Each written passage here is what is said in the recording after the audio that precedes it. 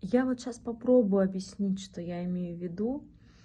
Действительно такая как будто бы двоякая ситуация, как будто бы я разрешаю себе и всем тем, кто начинал раньше давно заниматься в бьюти-индустрии, в частности, да, в наращивании ресниц, что якобы нам можно было совершать какие-то ошибки и так далее, а сейчас это уже непозволительно, что сейчас есть огромное количество информации в сети, где угодно, и поэтому мастера, даже новички, ну, грубо говоря, не имеют даже какого-то малейшего права на ошибку. Отчасти это правда, потому что действительно, когда мастера начинают работать там в 2010, 11, 12, как я, и можно сказать, что да, до нас тоже были мастера. Это все зависит от региона. Я, например, жила достаточно далеко от центра событий, если так можно сказать. И действительно, мастера крутые уже были. Но так как недостаточно было информации, недостаточно было знаний, естественно, мы тыкались-мыкались и черти пойми, как делали эти ресницы и учились буквально на одном видео из интернета. Чего нельзя сказать о нынешнем времени, когда абсолютно все, что угодно, любые в текстовом формате, практические занятия, все это есть в свободном доступе, и чаще всего это можно найти просто бесплатно, зайти на любую площадку, и вот вам, вуаля, пожалуйста, просто пособие по тому, как можно наращивать.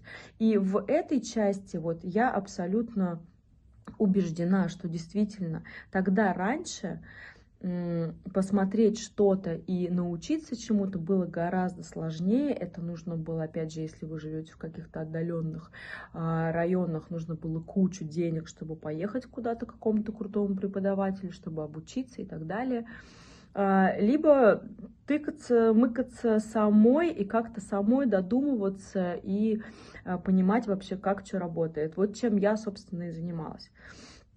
Благо, что пришло время как-то уже, ну, это не совсем какой-то, знаете, там был прям не какой-то темный лес, но с 2012 вот начались какие-то самые такие минимальные, но все-таки обучение. И там к 2013, 2014, 2015 уже все совсем пошло развиваться быстрее. Но суть не в этом. А суть в том, что разница огромная, когда я сидела и смотрела два видео на какой-то площадке, на каком-то сайте, и я сидела при этом за стационарным компьютером и вот так вот печатала на клавиатуре проводной, с вот этой мышкой проводной, и вот этот вот у меня экран был вот такой квадратный, понимаете? А другое дело, когда у каждого есть мобила, он может войти вообще куда угодно без проблем и просто даже посмотреть, правильно я делаю, неправильно, какие ошибки, что это. В сети, опять же, достаточно мастеров, которые могут вас научить. Вы можете сходить на обучение онлайн, офлайн, как угодно. Возможностей гораздо больше. Именно поэтому и только поэтому я делаю скидку на то, что наше время все-таки было сложнее в плане вот именно какой-то вот информации, в плане знаний и доступности. Было недоступно это ничего. Вот сейчас же совершенно другая ситуация. Но от этого количество новичков у нас не уменьшается с каждым годом. В любом случае бьюти-сфера, она остается популярной. Может быть, там, да, какие-то у нас есть спады, какие-то есть взлеты и так далее. Но в целом людей, девушек и парней в том числе, которые хотят обучаться наращиванию ресниц, в частности, ну и любым другим бьюти-профессиям, их как бы меньше не становится. Вот. Опять же, про качество образования и так далее, это можно рассуждать сколько угодно, но посыл совершенно в другом.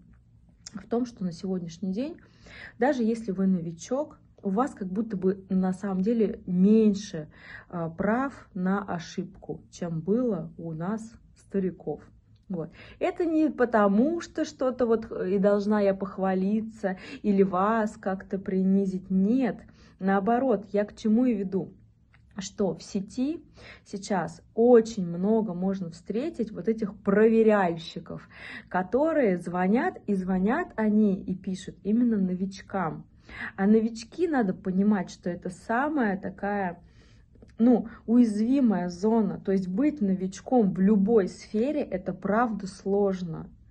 И, значит, эти проверяльщики начинают всем звонить, писать, ну и там типа а-ля позвонила там с Авито объявление за 1000 рублей и все такое подобное. Или там написала мастеру-новичку, попросилась на наращивание. Ну и там дальше разные ситуации, как им отвечает мастер, что она говорит, на какие вопросы она отвечает, насколько у нее поставлена речь, насколько она вообще вкованная, так сказать, какие у нее материалы. То есть выдается это так, что звонит, опять же, какой-то, ну, уже крутой, с каким-то опытом мастер новичку и пытается его вот каким-то образом развести на разговор, а что у вас, а как у вас, вот расскажите, покажите.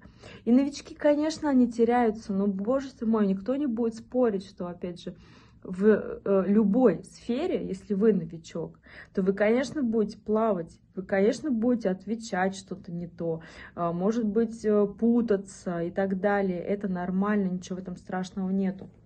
Вот.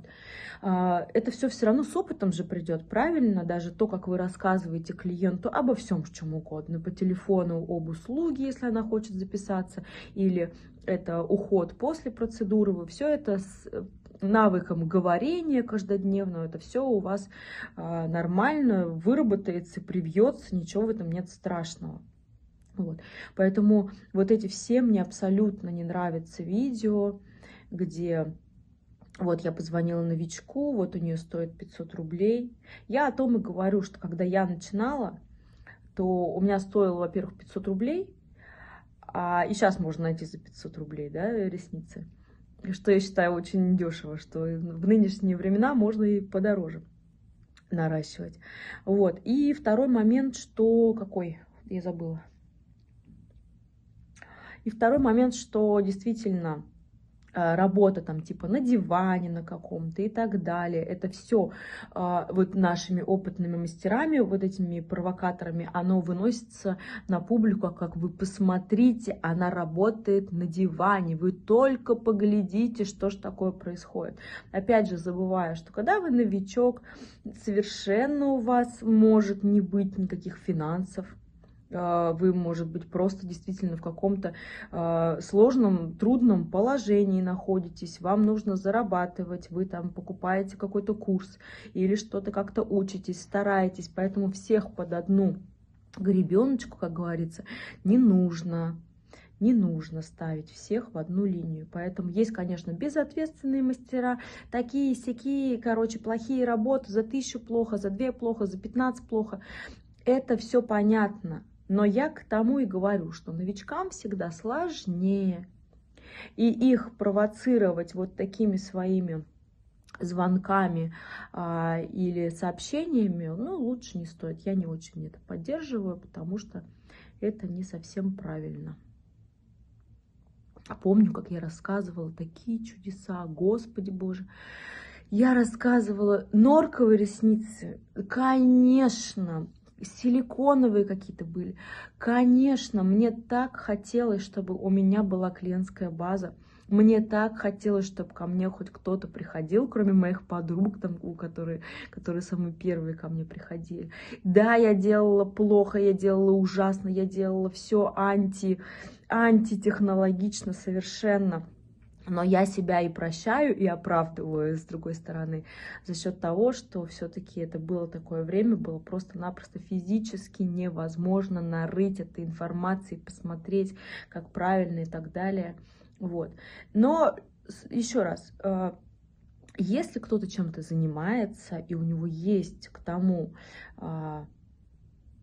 способности, что обязательно, есть желание обязательно, есть работоспособность, стрессоустойчивость и все вот эти факторы, то в любом случае, как бы плохо, с какого бы вот дна он ни начинал, он все равно поднимется. Я про себя. Да, я про себя. С какого дна вот я начинала на диване за 500 рублей. Но, как видно, ничего страшного. Вот. Сейчас, конечно, учитесь у нормальных преподов, смотрите видосы, Вот. Наверное, вот это я хотела сказать. Даже ничего монтировать не буду. Вот хотелось одним просто дублем записать. Смысл в том, что новичков все-таки я склонна больше поддерживать, чем не поддерживать. Особенно, когда это какие-то талантливые люди. Но опять же, да, по телефону мы не знаем. Мы звоним объявление Авито 500 рублей, и по телефону мы не можем сказать, плохо она тебе сделает или неплохо, талантливый это мастер или нет. Поэтому как-то вот рубить с плеча, сгоряча не надо. Вот эти все видео и все эти рилсы, короче, мне не нравятся.